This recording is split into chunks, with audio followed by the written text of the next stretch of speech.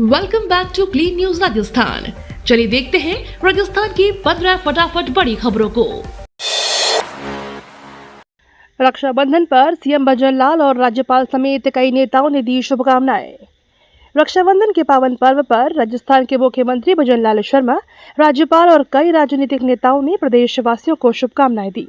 नेताओं ने भाई बहन के प्रेम, स्नेह और विश्वास के प्रतीक इस पर्व की बधाई दी। मुख्यमंत्री समेत नेताओं ने लोगों के सुख, समृद्धि और खुशहाल जीवन की कामना की। रक्षाबंधन के मौके पर प्रदेश भर में उत्साह का माहौल देखने को मिला। बहनों ने भाइयों की कलाई पर राखी बांधी और भाइयों ने उनकी रक्षा का संकल्प लिया। इस दौरान लोगों ने एक दूसरे को मिठाइयां खिलाकर त्योहार की खुशियां साझा की।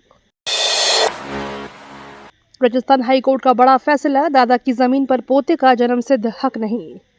राजस्थान हाई कोर्ट ने पैतृक संपत्ति से जुड़े एक महत्वपूर्ण मामले में बड़ा फैसला सुनाया है। कोर्ट ने कहा कि दादा की जमीन में पोते का जन्मसिद्ध हक हर स्थिति में नहीं माना जा सकता। अदालत के इस फैसले ने संपत्ति के अधिकार को लेकर महत्वपूर्ण कानूनी स्थिति स्पष्ट की है। मामले की सुनवाई के दौरान कोर्ट ने संबंधित संपत्ति और उसके कानूनी स्वरूप को ध्यान में रखते हुए अपना निर्णय दिया। हाई कोर्ट के इस फैसले का असर ऐसे मामलों पर पड़ सकता है जहां दादा की संपत्ति में पोते के अधिकार को लेकर विवाद सामने आते हैं। फैसले से संपत्ति विवादों में कानूनी स्थिति समझने में मदद मिलेगी। तिब्बत से आए जोधपुर के लिए खुशखबर, कैलाश यात्रा पर गए सभी यात्री सुरक्षित। नेपाल में भीषण बाढ़ के बीच कैलाश यात्रा पर गए जोधपुर के यात्रियों को लेकर राहत भरी खबर सामने आई है। तिब्बत से मिली जानकारी के मुताबिक जोधपुर से कैलाश यात्रा पर गए सभी यात्री सुरक्षित हैं।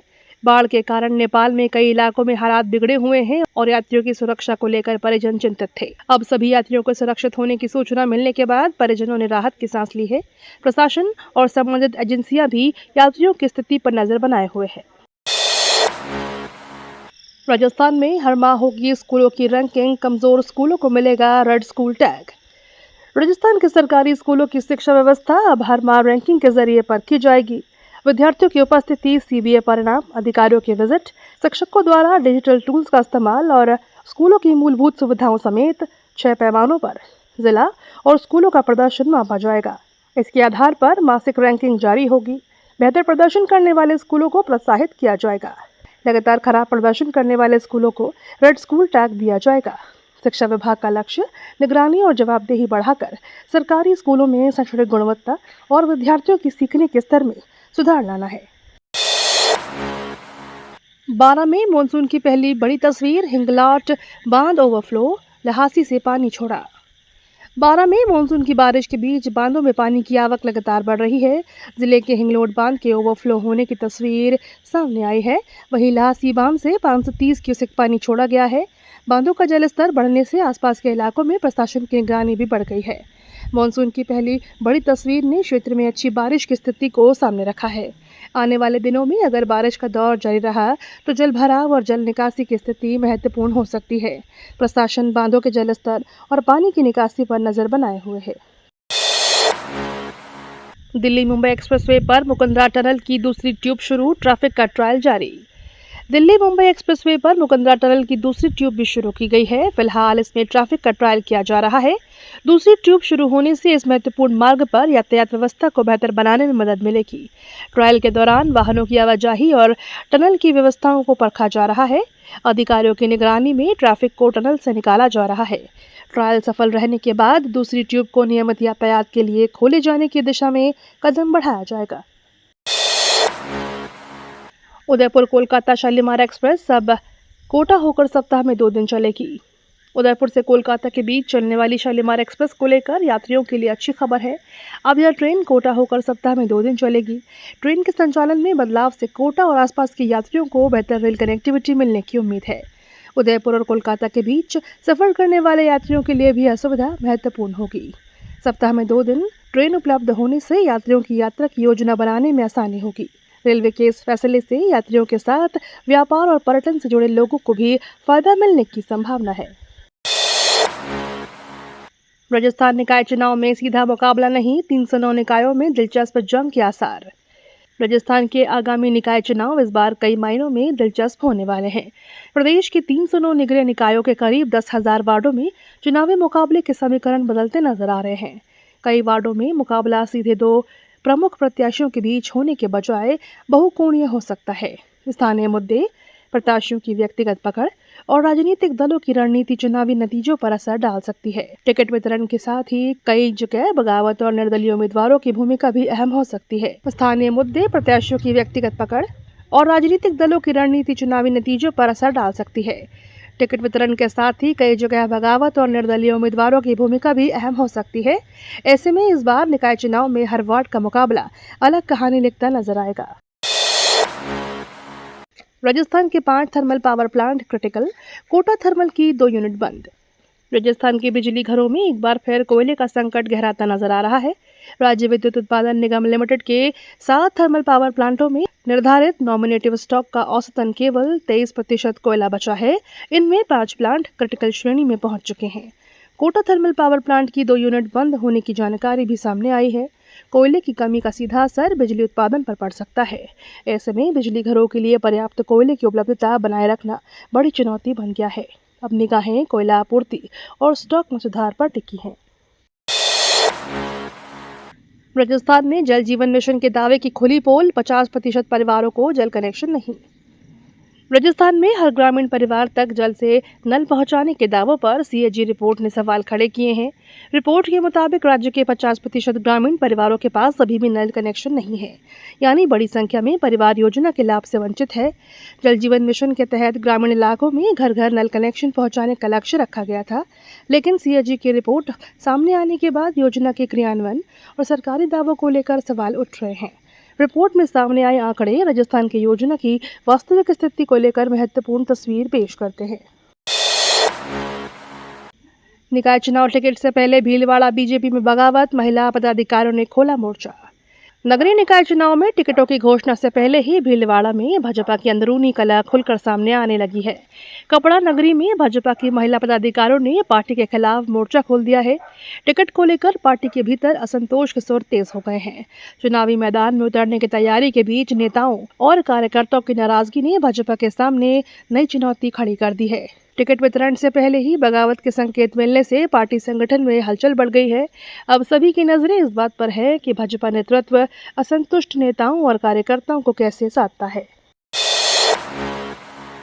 पीकेसी ईआरसीपी में लगेंगे राजस्थान के सबसे बड़े पंप, इंदिरा गांधी नहर से ज्यादा पानी।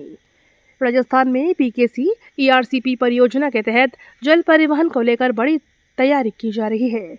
परियोजना में ऐसे बड़े पंप लगाए जाएंगे जिनसे इंदिरा गांधी नहर से भी ज्यादा डिस्चार्ज क्षमता के साथ पानी पहुंचाया जा सकेगा। इन पंपों के जरिए विभिन्न क्षेत्रों तक पानी पहुंचाने की व्यवस्था मजबूत करने का लक्ष्य है। पीकेसी ईआरसीपी को प्रदेश के कई इलाकों के लिए महत्वपूर्ण जल परियोजना माना जा रहा है। इससे पेयजल और सिंचाई की जरूरतों को पूरा करने में मदद मिलने की उम्मीद है। बड़े पंपों की स्थापना परियोजना के जल प्रवाह और वितरण तंत्र को नई क्षमता प्रदान करेगी। जोधपुर जेल में बहनों ने कैदी भाइयों को बांधी राखी, अपराध छोड़ने का लिया संकल्प। रक्षाबंधन पर जोधपुर जेल में भावुक माहौल देखने को मिला। जेल में बंद करीब 1500 कैदियों की कलाई पर उनकी बहनों ने रक्षा सूत्र बांधा। भाई बहन के इस पवित्र रिश्ते के बीच बहनों ने अपने भाइयों से अपराध की राह छोड़कर नई जिंदगी शुरू करने का वादा लिया। राखी बांधने के बाद भाइयों ने भी बहनों के सिर पर हाथ रखकर अपराध से दूर रहने और बेहतर जीवन जीने की कसम खाई। इस दौरान कई भावुक दृश्य सामने आए। रक्षाबंधन का यह आयोजन कैदियों को समाज की मुख्य धारा में लौटने और अपने जीवन में सकारात्मक बदलाव लाने का संदेश भी दे गया। रक्षाबंधन पर गजेंद्र सिंह शेखावत का संदेश, प्रकृति संरक्षण का लिए संकल्प। रक्षाबंधन के अवसर पर केंद्रीय मंत्री गजेंद्र सिंह शेखावत ने प्रदेशवासियों को खास संदेश दिया। उन्होंने कहा कि रक्षा सूत्र केवल भाई बहन के रिश्ते तक सीमित नहीं होना चाहिए, बल्कि प्रकृति और पर्यावरण की रक्षा का भी संकल्प लेना चाहिए। शेखावत ने रक्षाबंधन के पर्व को पर्यावरण संरक्षण से जोड़ते हुए लोगों से प्रकृति के प्रति जिम्मेदारी निभाने की अपील की। उन्होंने कहा कि पर्यावरण की सुरक्षा आने वाले पीढ़ियों के लिए जरूरी है। रक्षाबंधन का पेड़ पौधों और प्रकृति की रक्षा का संकल्प लेकर इस पर्व के महत्व को और व्यापक बनाया जा सकता है। निकाय चुनाव में टिकट जिसे मिले सभी को उसके लिए मेहनत करनी है, बोले अशोक गहलोत। निकाय चुनाव को लेकर पूर्व मुख्यमंत्री अशोक गहलोत ने पार्टी कार्यकर्ताओं से एकजुट होकर काम करने की अपील की है। गहलोत ने कहा कि पार्टी की ओर से जिस भी व्यक्ति को टिकट मिले सभी कार्यकर्ताओं को उनके लिए पूरी मेहनत करनी चाहिए। उन्होंने साफ कहा कि पार्टी का हित भी हम सबका हित है। गहलोत के इस बयान को निकाय चुनाव से पहले पार्टी में एकजुटता बनाए रखने की अपील के तौर पर देखा जा रहा है। उन्होंने कार्यकर्ताओं से व्यक्तिगत मतभेदों के ऊपर उठकर पार्टी के लिए मजबूती से काम करने का संदेश दिया। रक्षाबंधन पर आपने जारी की निकाय चुनाव की दूसरी सूची, 5 उम्मीदवार घोषित। जयपुर नगर निगम चुनाव को लेकर आम आदमी पार्टी ने रक्षाबंधन के दिन अपनी दूसरी सूची जारी कर दी है। पार्टी ने इस सूची में 5 उम्मीदवारों के नामों का ऐलान किया है। इससे पहले गुरुवार को आम आदमी पार्टी ने 11 वार्डों के प्रत्याशियों की सूची जारी की थी। दूसरी सूची के साथ पार्टी ने निकाय चुनाव की तैयारियों को और तेज कर दिया है। उम्मीदवारों के नाम सामने आने के बाद अब स्थानीय स्तर पर चुनावी गतिविधियां बढ़ने की उम्मीद है। पार्टी जल्द ही अन्य वार्डों के प्रत्याशियों के नाम भी घोषित कर सकती है। जालौर में सरकारी मदद का इंतजार नहीं, ग्रामीणों ने टीन शेड बनाकर तैयार किया स्कूल।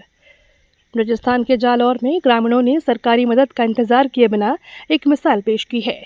ग्राम पंचायत बिबलसर के सारबेला देलदरी में स्कूल का पुराना भवन जर्जर होने के बाद ग्रामीणों ने अपने स्तर पर पहल की।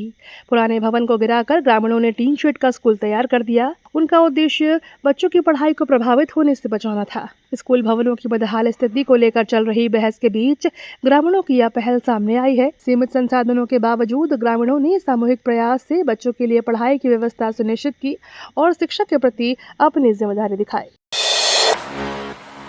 निकाय चुनाव में प्रचार के साथ प्रत्याशियों के काम का रिपोर्ट कार्ड बनेगा मुद्दा। राजस्थान के नगरीय निकाय चुनाव में इस बार सिर्फ प्रत्याशी का चेहरा और चुनावी वादे ही मुद्दे नहीं होंगे। मतदाता पुराने काम का हिस्सा भी मांग सकते हैं। वार्ड की सड़क, नाली सफाई, स्ट्रीट लाइट, पेयजल और सीवरेज जैसी बुनियादी सुविधाओं को चुनावी मुद्दा बनाया जा सकता है। ऐसे में प्रत्याशियों के सामने अपने पिछले काम का रिपोर्ट कार्ड जनता के बीच रखने की चुनौती होगी। चुनावी प्रचार का फॉर्मूला भी बदलता नजर आ रहा है। अब चेहरा और दावे के साथ धरातल पर हुए विकास कार्यों का हिसाब महत्वपूर्ण होगा। इससे स्थानीय मुद्दों और कामकाज पर आधारित चुनावी मुकाबला देखने को मिल सकता है। रक्षाबंधन पर शहीद जगदेव सिंह के घर पहुंची पुलिस, प्रतिमा पर दी श्रद्धांजलि। रक्षाबंधन पर बूंदी के उमर गांव में देशभक्ति और भावनाओं का अनूठा संगम देखने को मिला। ग्रेनेड हमले में देश के लिए प्राण न्यौछावर करने वाले शहीद जगदेव सिंह के घर हिंडोली थाना प्रभारी अरविंद भारद्वाज पुलिसकर्मियों के साथ पहुंचे। पुलिसकर्मियों ने शहीद की प्रतिमा पर पुष्पांजलि अर्पित की और सलामी देकर श्रद्धांजलि दी। इस दौरान शहीद के परिवार के प्रति सम्मान और संवेदना व्यक्त की गई। रक्षाबंधन के मौके पर पुलिस की इस पहल ने शहीद के बलिदान और देश के प्रति उनके समर्पण को याद किया। गांव में भी इस भावुक पल ने सभी को गौरवान्वित किया। देश की सबसे उम्रदराज बाघिन महक ने पूरे किए 22 साल, मनाया 23वां जन्मदिन। देश की सबसे उम्रदराज बाघिनों में शामिल महक ने अपने जीवन के 22 बसंत पूरे कर लिए हैं। इस खास मौके पर कोटा के अभेड़ा बायोलॉजिकल पार्क में उसका 23वां जन्मदिन मनाया गया। पार्क प्रशासन और वन्यजीव प्रेमियों के लिए यह खास अवसर रहा। महक की लंबी उम्र और बेहतर स्वास्थ्य को लेकर वन विभाग की टीम लगातार उसकी देखभाल कर रही है। जन्मदिन के मौके पर पार्क में विशेष आयोजन किया गया। महक लंबे समय से पर्यटकों के आकर्षण का केंद्र रही है। उसके 22 वर्ष पूरे करने को वन्यजीव संरक्षण की दिशा में भी महत्वपूर्ण माना जा रहा है। दौसा में दिल्ली मुंबई एक्सप्रेसवे पर भीषण हादसा, ट्रक में घुसी स्लीपर बस। दौसा में दिल्ली मुंबई एक्सप्रेसवे पर भीषण सड़क हादसा हुआ है। यहां एक स्लीपर बस अनियंत्रित होकर ट्रक में जा घुसी। हादसा इतना भीषण था कि बस चालक की मौके पर ही मौत हो गई। वहीं बस में सवार 21 यात्री घायल बताए जा रहे हैं। हादसे के बाद मौके पर चीख पुकार मच गई। सूचना मिलते ही पुलिस और राहत दल मौके पर पहुंचे और घायलों को उपचार के लिए अस्पताल पहुंचाया। हादसे के कारणों की जांच की जा रही है। पुलिस ने दुर्घटनाग्रस्त वाहनों को हटाने और यातायात व्यवस्था सुचारू करने के लिए कार्रवाई शुरू कर दी है। दौसा जिला कराटे चैंपियनशिप 30 अगस्त को होगी। विजेता स्टेट चैंपियनशिप खेलेंगे। दौसा में तीसरा जिला कराटे चैंपियनशिप 2026 का आयोजन 30 अगस्त को किया जाएगा। प्रतियोगिता में जिले के विभिन्न क्षेत्रों से खिलाड़ी हिस्सा लेंगे और अपनी प्रतिभा का प्रदर्शन करेंगे। प्रतियोगिता में शानदार प्रदर्शन करने वाले और विजेता खिलाड़ी आगामी स्टेट चैंपियनशिप के लिए चयनित किए जाएंगे। आयोजन को लेकर खिलाड़ियों और आयोजकों में उत्साह है। चैंपियनशिप का उद्देश्य जिले में कराटे खेल को बढ़ावा देना और प्रतिभावान खिलाड़ियों को आगे बढ़ने का मंच उपलब्ध कराना है। प्रतियोगिता के लिए तैयारियां पूरी की जा रही हैं। आयोजकों ने खिलाड़ियों के समय घर पहुंचकर प्रतियोगिता में भाग लेने की अपील की है। सीकर का एसबी मित्तल अस्पताल आरजीएचएस से निलंबित, जांच में मिली कई अनियमितताएं। सीकर के एसडी मित्तल अस्पताल पर आरजीएचएस ने बड़ी कार्रवाई की है। अस्पताल को योजना से निलंबित कर दिया गया है। संदिग्ध दावों की जांच के दौरान अस्पताल में कई अनियमितताएं सामने आने की बात कही गई। जांच के बाद संबंधित अधिकारियों ने कार्यवाही करते हुए अस्पताल को आरजीएचएस से निलंबित किया। इस कार्यवाही के बाद अस्पताल में योजना के तहत इलाज और दावों के लिए भी सवाल खड़े हुए हैं। विभाग की ओर से मामले की जांच की जा रही है। संदिग्ध दावों और सामने आई अनियमितताओं को लेकर आगे भी कार्यवाही की संभावना जताई जा रही है। निकाय चुनाव नामांकन के लिए 2 दिन बाकी, कांग्रेस ने 4 विधानसभा क्षेत्रों में प्रत्याशी तय। जयपुर नगर निगम चुनाव के लिए नामांकन की प्रक्रिया अब अंतिम दौर में पहुंच गई है। नामांकन दाखिल करने के लिए सिर्फ 2 दिन का समय बचा है। इसी बीच कांग्रेस ने 4 विधानसभा क्षेत्रों में अपने प्रत्याशियों के नाम तय कर लिए हैं। जयपुर नगर निगम के 150 वार्डों के लिए कांग्रेस प्रत्याशियों की घोषणा पहले 28 अगस्त यानी रक्षाबंधन के दिन किए जाने की बात कही गई थी। हालांकि अब प्रत्याशियों के नामों को लेकर पार्टी स्तर पर गतिविधियां तेज हो गई हैं। टिकट तय होने के साथ ही कांग्रेस ने चुनावी तैयारियों को अंतिम रूप देना शुरू कर दिया है। श्रावण पूर्णिमा पर विप्रजनों ने किया श्रावणी उपाकर्म, 5 घाटों पर सामूहिक स्नान। श्रावण मास की पूर्णिमा के अवसर पर विप्रजनों ने विधि विधान के साथ श्रावणी उपाकर्म किया। इस दौरान 5 प्रमुख घाटों पर सामूहिक स्नान का आयोजन हुआ। स्नान के लिए 10 औषधियों का इस्तेमाल किया गया। धार्मिक मान्यताओं के अनुसार श्रावणी उपाकर्म आत्मशुद्धि, संस्कार और वैदिक परंपराओं के संरक्षण से जुड़ा महत्वपूर्ण अनुष्ठान है। सुबह से ही घाटों पर बड़ी संख्या में विप्रजन पहुंचे और पूजा अर्चना के साथ धार्मिक अनुष्ठान संपन्न किए। सामूहिक स्नान के बाद मंत्रोच्चार और वैदिक विधियों के बीच उपाकर्म की प्रक्रिया पूरी की गई। आयोजनों में श्रद्धालुओं के उत्साह के साथ भाग लिया और परंपरा को आगे बढ़ाया। ये तो थी राजस्थान की बड़ी खबरें। रोजाना सबसे पहले अपडेट पाने के लिए क्लीन न्यूज राजस्थान को अभी सब्सक्राइब करें।